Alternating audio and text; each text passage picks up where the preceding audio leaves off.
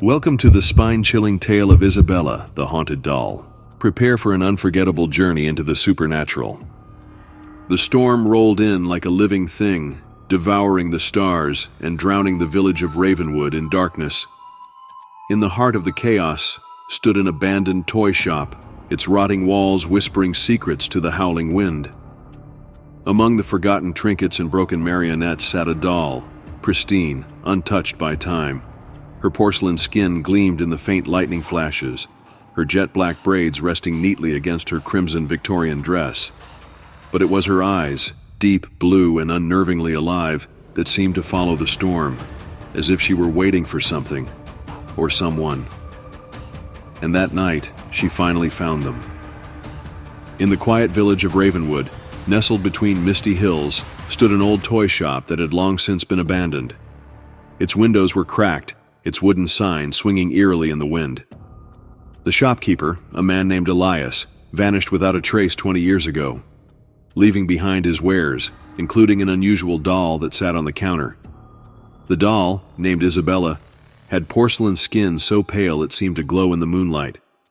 Her deep blue eyes were unnervingly lifelike, framed by long lashes. She had jet-black hair tied into two neat braids that hung over her shoulders, and her crimson Victorian dress, edged with black lace, gave her an unsettling air of authority. One stormy night, a young couple, Sarah and Michael, stumbled upon the shop while seeking shelter from the rain. As they entered, the creaking door seemed to wail in protest. The air was thick with dust, and the scent of decayed wood hung heavy. Sarah's eyes were drawn immediately to Isabella. Despite the layers of grime coating everything else, the doll appeared immaculate. "How is this still so perfect?" Sarah murmured, brushing her fingers against the doll's dress. Michael frowned. "Let's not waste time here. This place gives me the creeps." Ignoring him, Sarah picked up Isabella. She didn't know why, but she felt compelled to take the doll home. That night, the shop's wooden sign finally broke free, crashing to the ground as the storm raged on. Back home, Sarah placed Isabella on the mantelpiece in the living room. That night, strange things began to happen. The clock hands spun wildly, and whispers echoed through the halls, too faint to decipher, but chilling enough to raise goosebumps. The next morning, Michael found the doll sitting on the kitchen table, though neither he nor Sarah had moved her. Her glassy eyes seemed to follow him as he moved about the room. "Sarah, this doll is creepy. Can we get rid of it?" he asked. Sarah scowled. "She's just a doll, Michael. Stop being paranoid." But as the days passed, the whispers grew louder. Sarah became increasingly attached to Isabella, speaking to her as if she were alive. One night, Michael awoke to find Sarah standing in front of the mantelpiece, cradling the doll and humming a lullaby he'd never heard before. Desperate for answers, Michael visited the town historian, an elderly woman named Margaret. Her face turned ashen when he described the doll. "That's Isabella," she whispered. "Elias crafted her for his daughter, who died tragically. Legend says he poured his grief and anger into the doll, binding her spirit within. After Elias disappeared, anyone who took Isabella met a gruesome fate." Michael rushed home to warn Sarah, but it was too late. He found her sitting on the floor, Isabella on her lap, whispering, "She understands me better than you ever did." The doll's eyes seemed to glint with malice, and Michael felt an icy hand grip his heart. He snatched the doll and threw it into the fireplace. Flames roared higher than seemed possible, and a scream, shrill and otherworldly, pierced the air. But when the fire died down, Isabella was untouched. If you're enjoying this story, hit that like button and subscribe for more horror content. That night, Michael awoke to the sound of heavy footsteps in the hallway. He found Sarah standing in the doorway, holding Isabella. Her face was blank, her eyes devoid of life. "She's part of the family now," Sarah said, her voice hollow. "You should leave." Before Michael could respond, an invisible force flung him against the wall. He blacked out, awakening to find the house eerily quiet. He called out for Sarah, but only Isabella sat in the living room, her dress spotless despite the chaos around her. The whispers returned, louder this time, and the walls seemed to close in. Michael ran out of the house, never looking back. The house in Ravenwood remained abandoned, but locals swore they could hear laughter and whispers at night. Isabella now sat by the front window, her lifelike eyes watching, waiting, inviting the next unfortunate soul. Years passed, and the house in Ravenwood crumbled into ruin, its walls overtaken by vines and decay. Yet, the legend endured. Travelers spoke of a porcelain doll sitting by the shattered front window, her jet-black braids and crimson Victorian dress untouched by time.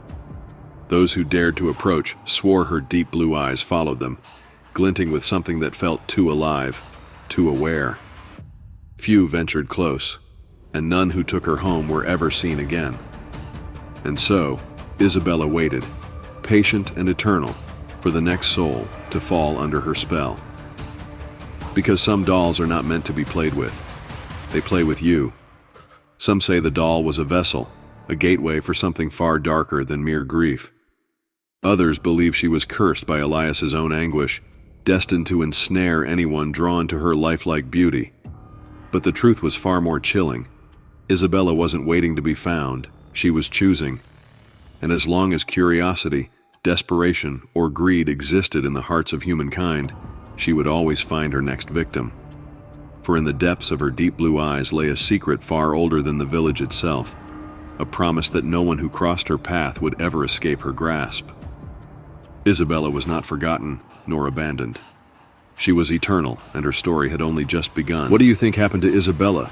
Let us know in the comments below, and don't forget to share this with your fellow horror fans.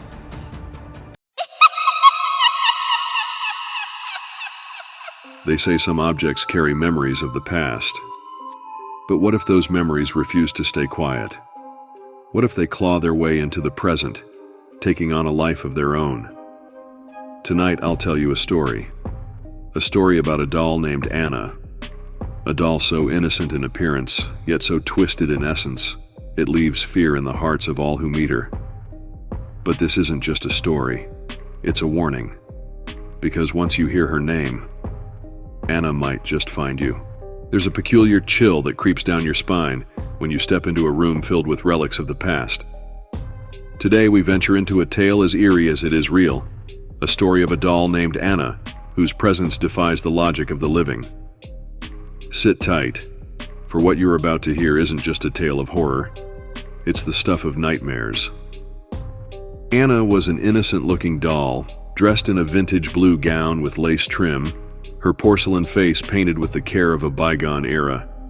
She had bright blue glass eyes that seemed to watch and follow and even judge. Anna belonged to a young girl in the late 1800s, but her history wasn't as sweet as her appearance suggested. The doll was said to have been gifted to a girl named Margaret by her mother, just before tragedy struck their family. Margaret's untimely death, shrouded in mystery, left Anna in the hands of her grieving mother. Shortly after, whispers of strange happenings began to circulate in their small village. It started with whispers, soft voices echoing in the night, though no one else was in the house. Then came the shadows, faint figures dancing in the corner of one's vision, always vanishing when you turned to look. But the most chilling events involved Anna herself. The doll was said to move, not dramatically, not suddenly, but just enough to make its presence known. A tilt of the head, a shift in position, as though it was alive. Years passed, and Anna changed hands, often leaving a trail of unease wherever she went.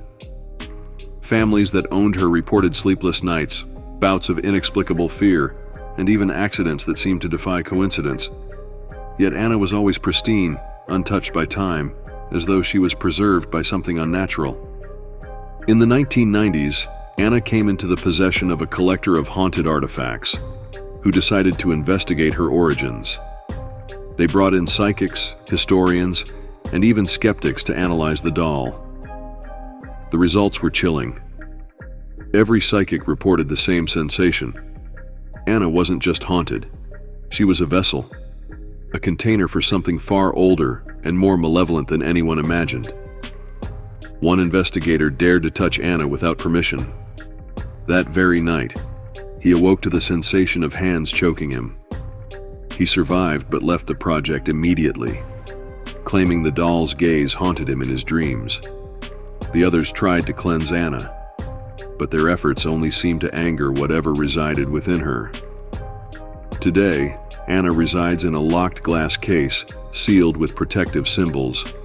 Visitors report feeling cold as they approach her, and many swear they see her eyes blink or her lips twitch into a sinister smile. The collector keeps her hidden from view most of the time, but one thing is clear: Anna's story isn't over, and perhaps it never will be. And so, Anna remains, a silent witness to generations of fear and tragedy. Perhaps she is merely a doll, a victim of our imagination. Or perhaps she is waiting for her next owner. What do you think? Would you dare to keep Anna in your home? Subscribe for more real-life horror stories, if you dare. Anna's story didn't end with her confinement. Despite the protections placed around her, Anna's presence continues to disrupt the lives of those who dare to interact with her. The glass case may keep her body contained, but her influence, her essence, seems to seep out like a cold mist. This isn't just a story of a haunted doll anymore. It's about the horrors she still inflicts today.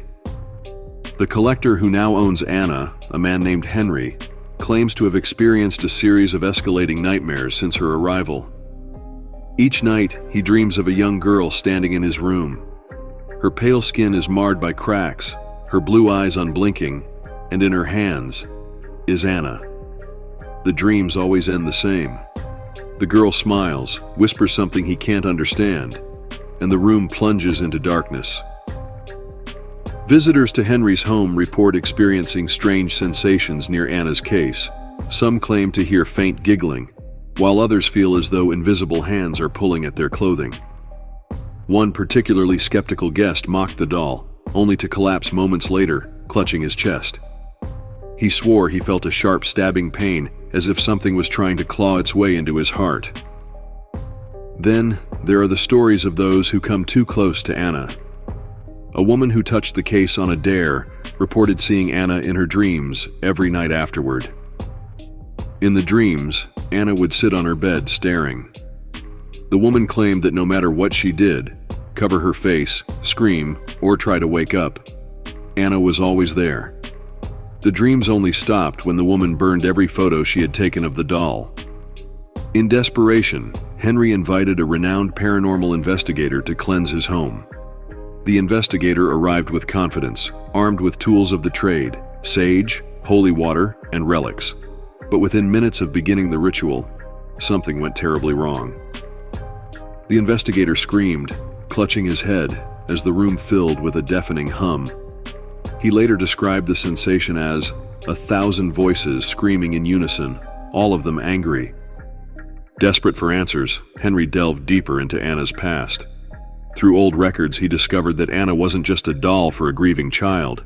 She was an effigy, crafted by a coven to house a restless spirit. The spirit, a young girl betrayed by her own family, was said to have cursed them all before her tragic death. The doll was her prison, and now her torment.